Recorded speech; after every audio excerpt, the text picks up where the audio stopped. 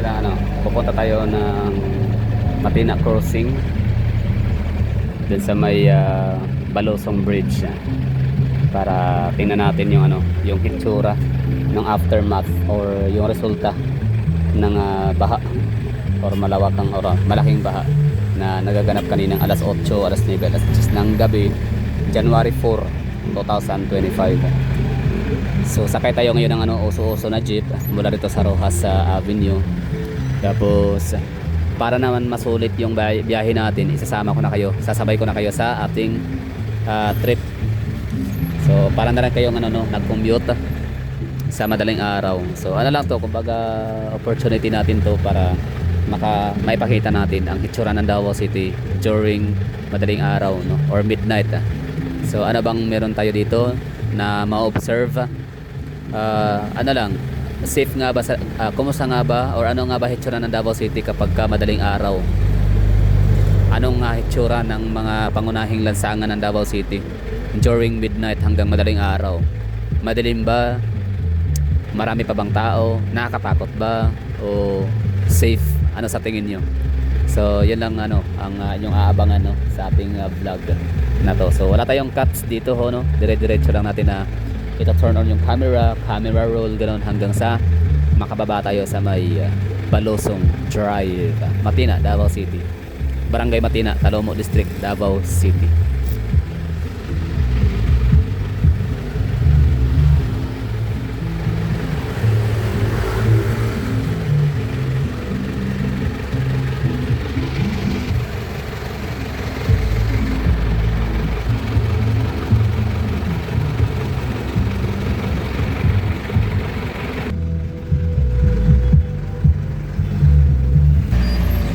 Okay, no? So yung sakay natin ngayon is 12 pang trace yung pasahe driver. So meron tayong 10 sa likod, meron tayong 2 dito sa front seat, at meron tayong isang driver. So ito yung hitsura ng Davao City kapag madaling araw. 12 midnight, mag-aalaw na. Time check, it's at 12:31. Dito sa Davao City meron kami ditong implemented na batas. I don't know if Davao City lang. I think buong Pilipinas talaga, may mga city ordinances talaga na nagpapatupad ng batas na ipinagbabawal ang magpatakbo ng lagpas sa 20 or lagpas sa 30 km per hour kapag nasa mga downtown area, sa mga main roads, no? So slow down dapat lagi ang mga sasakyan. And sa mga mga pedestrians, tayo mga tao, kahit pa mayroong ganong batas sa Davao City, still I encourage pa rin sa lahat na mag-iingat pa rin sa pagtawid, huwag pa kampante, na kahit pa sabihin natin Davao City is isa talaga to sa pagkakakilanlan, no, or trademark talaga ng mga Duterte when it comes to implementing laws, rules and regulations. Talagang may pangil, but still may mga insidente pa rin dito, no, na nasagasaan ng mga bata, maliliit, mga matatanda. Basta marami dito mga vehicular accidents na patay talaga, diba? So bakit may mga ganon? Bakit ganon yung mga nangyayari dito sa Davao City, despite sa napaka-strict ng implementation ng mga batas dito pagdating sa traffic rules and regulations. So ang sagot ko ho dyan, may mga pasaway kasi talaga. Alam niyo naman dito sa Pilipinas, hindi lang sa Davao City, sa Pilipinas tayo sa whole Filipino community, na kaya lang naman tayo talaga nag-iingat dahil takot tayong mahuli. Alam niyo yun, hindi tayo nag-iingat dahil takot tayong makasagasa or baka makadisgrasya, di ba? Yun hindi natin yan ginagawa para sa safety ng iba or sa safety natin. Kumbaga ginagawa natin mag-ingat dahil nga sa ayaw nating matikitan. Ganon yun yun yung mindset ng karamihang mga Pilipino. So bilang lang, no, or hindi lahat ng mindset ng mga Pilipino ay nag-iingat dahil ayaw makasagasa.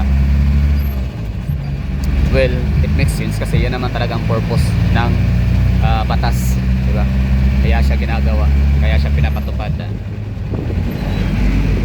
Yun nga lang, ang problema lang sa natin, daming mga loopholes ng mga natin batas sa Pilipinas, lalo na sa kalsada. Kasi ang ang mga fines ay napakababa. Oo, napakababa ng mga ano dito, mga multa. 1,500, 500, 1,000 na kung saan afford naman bayaran ng karamihan, di ba? Ang masasagasaan lang, ang matatakot lang sa ganyang batas ay yung mga maliliit na mga driver, ng mga ano, for example, mga tricycle driver na magkano yung singil nila pamasahe, 20-20, di ba? Samantala yung mga dekotse, mga may kaya, so okay lang yan sila na matikitan, mahuli. Huli pero hindi kulong. Fine lang ba? Okay lang. Wala problema. Meron silang pera. Ganun yun, no? Kaya maganda siguro, no? Ewan ko lang kung sino bang ano, lawmaker, sino ang magiging presidente para ipag-utos sa mga lawmakers na gumawa ng batas na taasan ang multa, o di kaya pre-classification. For example, kapag kamayaman ang nahuli, kotse, ganun, for example, pag 1 million worth ang nasasakyan, edi million din dapat ang ano, magiging multa. Di ba? Ganun yun na dapat, hindi yung patas lang lahat ng multa, mayaman o mahirap, kasi ang mahirap lang talaga yung mag-iingat dyan.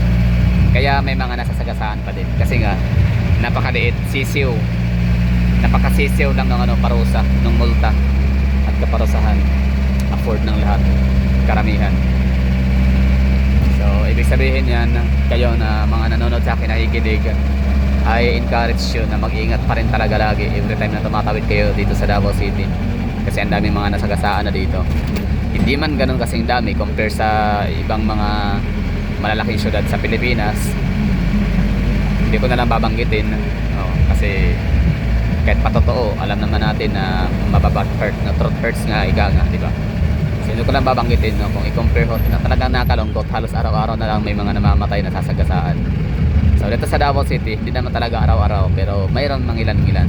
Still counted pa rin yun. Hindi natin pwede sabihin na bilang lang sa daliri. So ibig sabihin nun, may chance, possibility, mataas pa din. May chance, may possibility pa rin na masagasaan.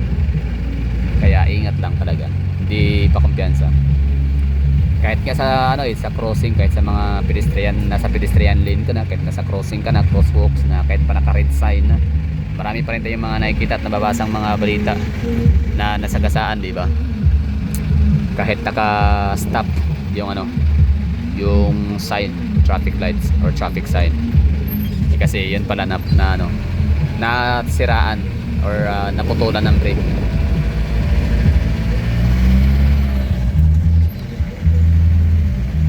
So itong area na to dito is Ecoland Corner, Sandawa.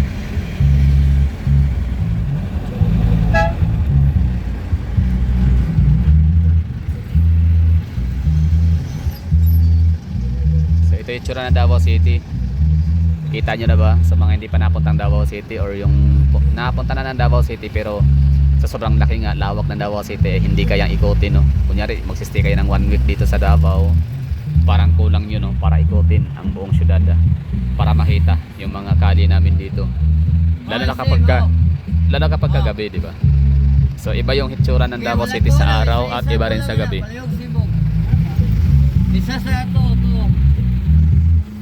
wala ka. Awit na lang, awit.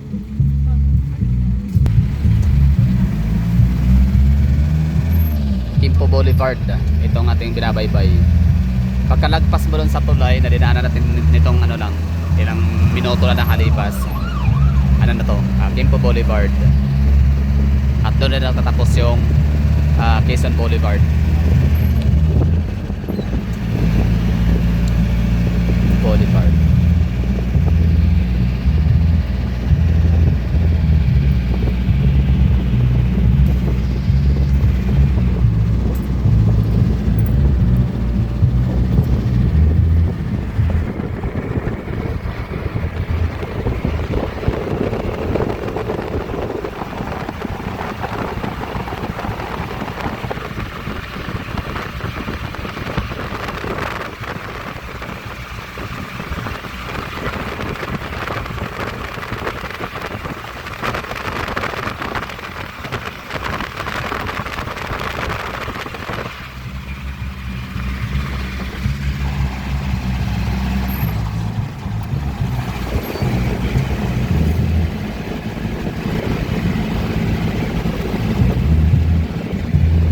gusto ko ipakita sa inyo yung itsura ng mga mananakay dito sa Davao City papuntang Toril. Ganitong oras, mag-aalauna na madaling araw.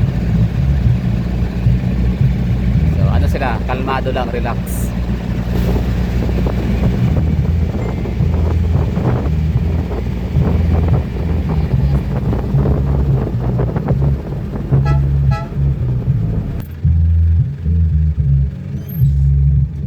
Si Bugil na daw, baliw. So kahit pa ma-traffic sila, okay lang.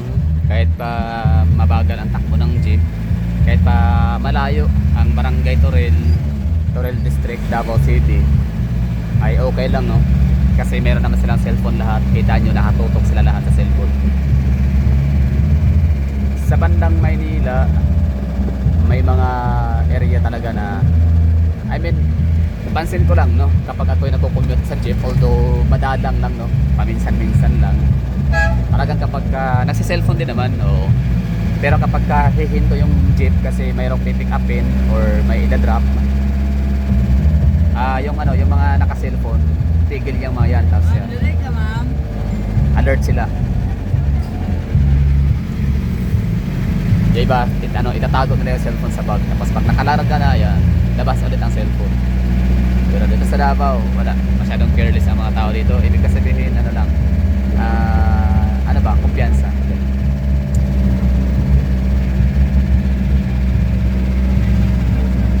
Mga pala, meron tayong bagong ano dito, Jollibee. Jollibee.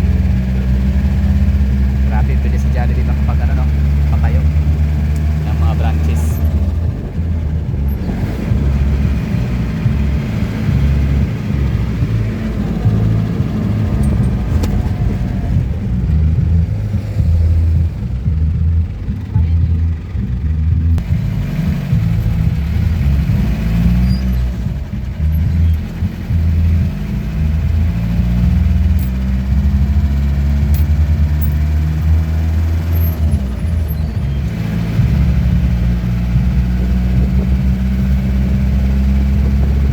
Diba? Napaka ano, no? Napaka amazing kasi wala ka talagang makikita ano, kahit isang ano, indikasyon, no, ng patak ng ulan dito sa area na to. Baliw lang sibog atong ginahugan. Actually mula doon sa sinakyan natin sa Rojas hanggang dito, wala tayong maaninag or makikitang bakas ng tubig, ulan.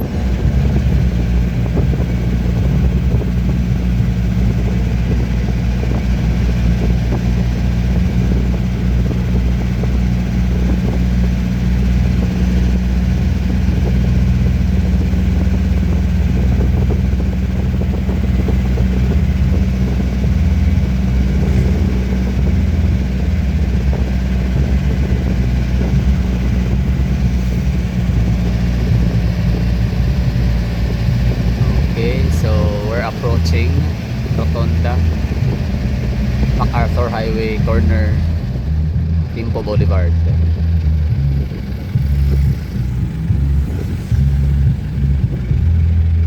Global Township, Davao City Global Township. Sa unahan yan, likod.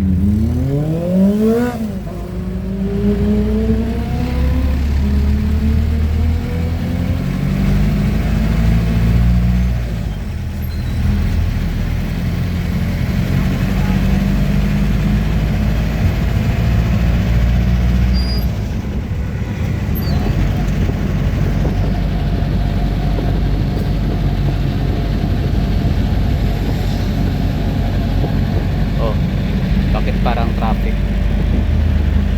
Ah, okay, sa traffic light. yan na yung pupuntahan natin ha. Lagpas lang sa may traffic light. Balusong Bridge, Barangay Matina, Talobo District, Davao City.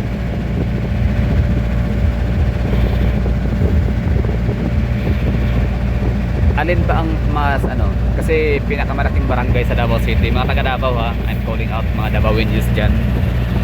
'Di ba pinakamalaking barangay sa Davao City is ang Barangay Bukana, both land area and population. So ano pumapangalawa? Ano yung second? Is it Barangay Matina, Barangay Buhangin, Barangay Toril, Barangay Karinan, Barangay Mintal, Barangay Bunawan, Barangay Tugpok? Di district ha, barangay yung tinutukoy ko ha. O, alam ko naman Toril, Barangay Toril, Toril District, yun eh. Barangay Mintal, Tugpok District. I mean Barangay Kalinan, Kalinan District. Barangay Buhangin, Buhangin District, yun. Baka may magalit or maano na sa akin dyan. Alam ko yun. So ang tinutukoy ko yung barangay.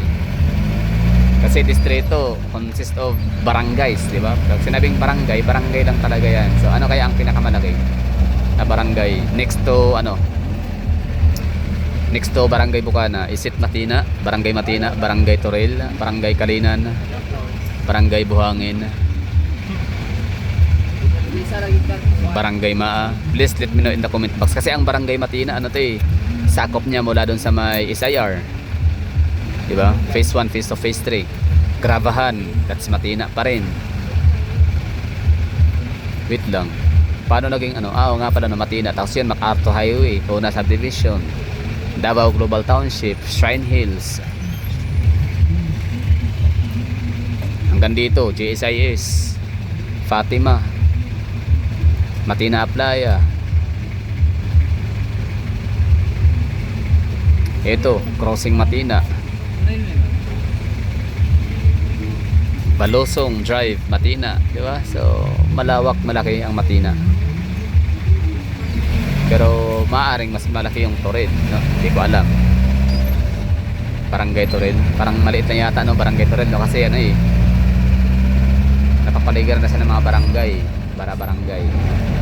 So how about Buhangin? Basta let me know in the comment box. Okay, ito na yung baha rito. Upa na, yan. That's what I'm saying palagi, na Davao City binabaha pero ang bilis mag-subsides, except sa may Damo Society Park.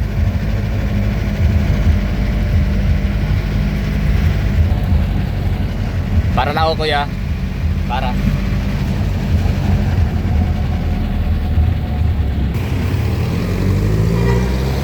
Alright, ride safe. Puno itong oras may mga sumasakay pa rin talaga, mga estudyante, marami. Estudyante ba yun? Mga empleyado yata. Anyway, so doon na natatapos yung vlog natin na bumiyahe tayo, sakay tayo ng Oso-Oso, or from Rojas Avenue papunta dito sa may Matina, Balusong Bridge, Matina Crossing, Davao City, via